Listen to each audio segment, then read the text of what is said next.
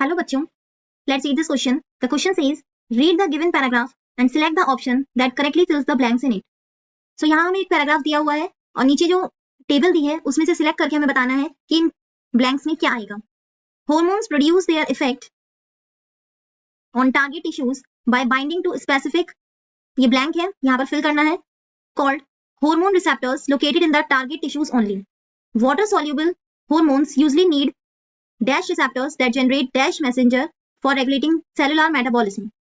Dash soluble hormones can pass through cell membrane. The hormone which interact with dash receptors mostly regulate gene expression or chromosome function by the interaction of hormone receptor complex with the genome. So हमें बताना है कि A, B, C, D, E जो एक sequence दिया हुआ है इनमें से फर्स्ट, सेकंड, थर्ड, फोर्थ कौन सा सीक्वेंस करेक्ट है. So the key concept is mechanism of hormone action. So यहाँ ये बताया है कि हार्मोन किस तरीके से काम करता है, उसका क्या मैकेनिज्म, क्या प्रोसेस होता है. हार्मोन्स क्या होते हैं? Hormones are chemical messengers. ये वो केमिकल मैसेंजर्स होते हैं जो कि टारगेट टिश्यूज एंड ऑर्गन्स तक जाते हैं और मैसेज पहुंचाते हैं. They are release from the glands. Gland से रिलीज होते हैं. दो तरीके के हार्मोन का नेचर होता है. जो केमिकल नेचर देखा जाए अगर हार्मोन्स का based on their chemical nature, तो हार्मोन्स दो टाइप के हो सकते हैं.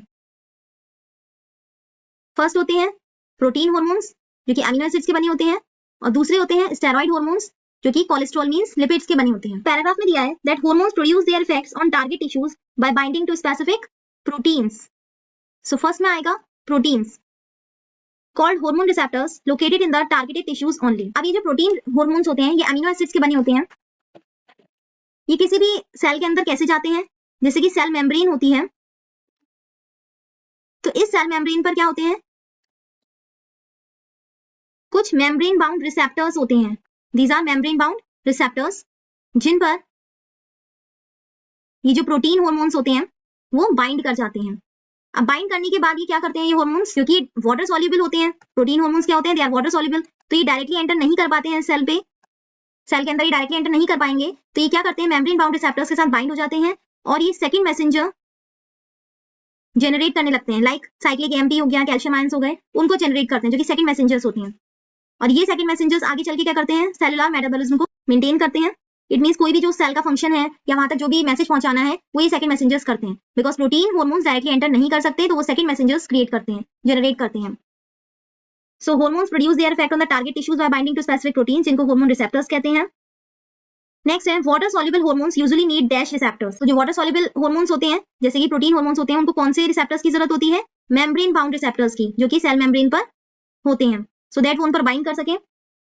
That generate second messenger. ये क्या करते हैं, second messenger cyclic AMP, calcium ions, इनको जनरेट करते हैं फॉर रेगुलेटिंग सेलुलर मेटाबॉलिज्म. इसी तरीके से जो स्टेरॉइड हार्मोन्स होते हैं, तो स्टेरॉइड हार्मोन्स क्या होते हैं, ये कोलेस्ट्रॉल या लिपिड्स के बने होते हैं और ये फैट सॉल्युबल होते हैं, वाटर सॉल्युबल नहीं होते. क्योंकि ये फैट सॉल्युबल होते हैं तो ये मेम्ब्रेन में इजीली पास हो जाते हैं और ये किसके साथ बाइंड करते हैं, इंट्रासेलुलर रिसेप्टर्स. सेल के अंदर जो रिसेप्टर्स होते हैं उनके साथ ये बाइंड करते हैं और क्या करते हैं, control gene expression, gene expression को कंट्रोल करते हैं डीएनए को इन्फ्लुएंस करके. तो ये मेम्ब्रेन पर बाइंड नहीं होते, ये इंट्रासेलुलर सेल के अंदर जो रिसेप्टर्स होते हैं उनसे बाइंड करते हैं. तो ऐसे जो हार्मोन्स होते हैं स्टेरॉइड हार्मोन्स, ये इजीली एंटर कर सकते हैं सेल में and they are fat soluble. Example जैसे टेस्टोस्टेरोन है, एस्ट्रोजन है, प्रोजेस्टेरोन है, ये सब क्या है, स्टेरॉइड हार्मोन्स हैं. और प्रोटीन हार्मोन क्या हो गया, जैसे एफएसएच, फॉलिकल स्टिमुलेटिंग हार्मोन होता है. तो फोर्थ में है dash soluble hormones can pass through cell membrane. Cell membrane से कौन से हार्मोन पास हो सकते हैं, जो लिपिड सॉल्युबल होते हैं, वो फैट सॉल्युबल जो होते हैं.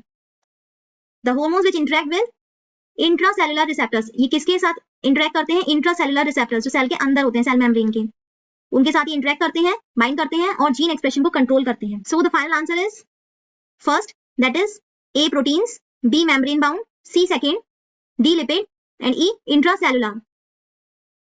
Hope you understood it well. Best of luck.